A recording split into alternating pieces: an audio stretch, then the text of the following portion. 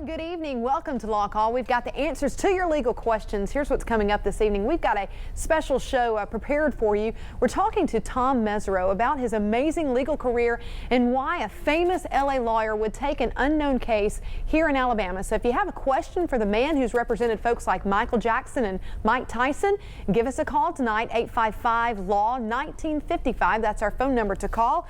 And so we've kind of let the cat out of the bag, I should say. He's our special guest on, so we're going to focus a lot of our time talking to him about his life, about his legal career, and of course answering your phone calls. So if you're watching tonight, we would all love to hear from you. And what else do you want to say about this great man? You know, I could talk for an hour about Tom. Dear friend of mine, I've known Tom for over 10 years now. He is truly one of the greatest trial lawyers in our nation. He's represented people in some of the most high-profile cases our country has ever seen, and what a treat for you folks to get to ask Tom anything you want to. So please give us a call. Yeah. Tom, welcome on to the show, Law Call. We're glad to have you here. Well, thank you so much for inviting me. Especially I'm here really in honored. person, right? That's exciting to have Very you here. honored, thank you. So I guess, set us up a little bit about, because I understand, I was reading a little bit about you, and I understand that your career in law, you sort of took a lot of turns before you settled on criminal defense. So walk us through a little bit about, you know, how you landed where you are now. Well, my father was a West Point graduate. He took a law class at West Point. He always told me that he wished he'd gone to law school, and he always said, if you're not quite sure what you want to do with your life, consider law, because there's so many options available if you have a law degree. He was 100% correct. I got out of law school. I didn't know where I belonged. I tried a bunch of things. I tried a big civil litigation firm in Washington, D.C. I was a DA in Southern California.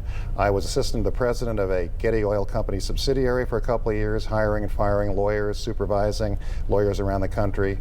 And eventually I realized I liked trial work. I loved criminal defense. I loved donating my time to free legal clinics in Los Angeles, helping, you know, neglected people, impoverished people who don't always get the kind of representation they want. I now have my own free legal clinic in South Los Angeles, the Mesereau Free Legal Clinic. It's at an African-American church, and lawyers, law students, college students, activists donate their time 2 Saturday mornings a month to help people who are really in trouble. And for almost 18 years, you've been coming here to Birmingham to help people in those situations. Well, I do. I try to do at least one capital murder case a year pro bono. I met my dear friends Charles Salvaggio and Wilson Myers almost 18 years ago. They asked if I'd help them with a capital murder case, and I've been coming ever since. And I love Birmingham. I love the state of Alabama, and I just always look forward to coming. And that's what brings you to town right now, right? Yes, You're starting on a case this week. Exactly. Well, we're glad to have you here. We've got Shannon in Fairfield who has a question for you. So, hey, Shannon, welcome to the show. Shannon, are you on the line? I am. Hey, what is your question? Okay, my question is, I wanted to know, what is the stipulation with statute of limitations? I'm currently dealing in a case against me, and I do believe that I will win this case, and in return, I do plan on seeking damages for what I've been through.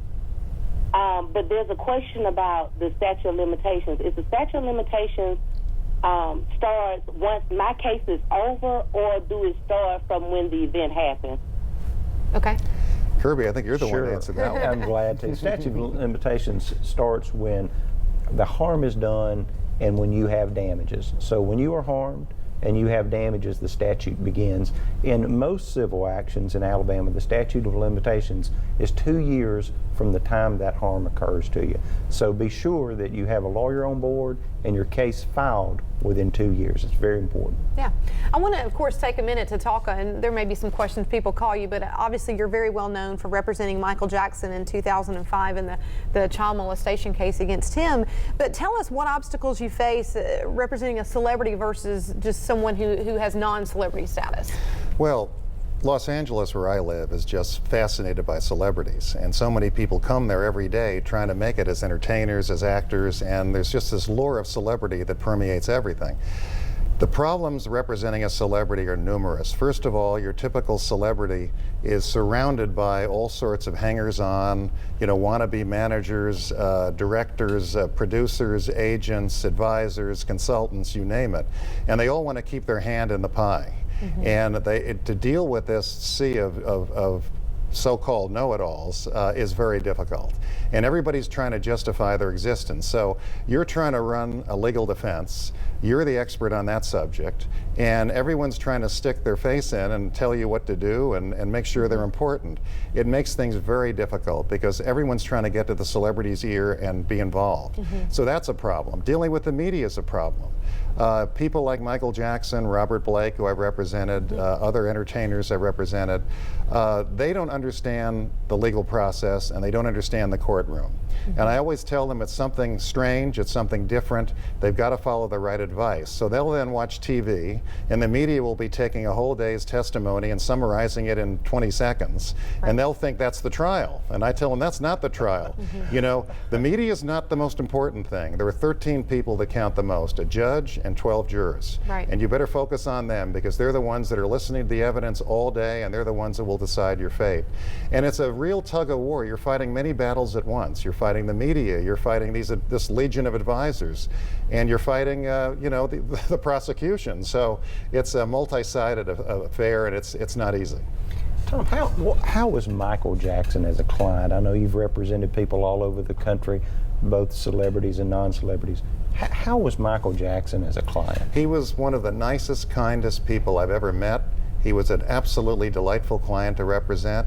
He was humble, he was kind, he was sensitive, he listened, he behaved himself very well in the courtroom. The media tried to focus on some aberrations. He went to the hospital one day and the judge got upset, wanted him right in, or he was going to yank his bail. I told him, don't go home and change, come in. So he had pajama bottoms on, so that's all the media looked at.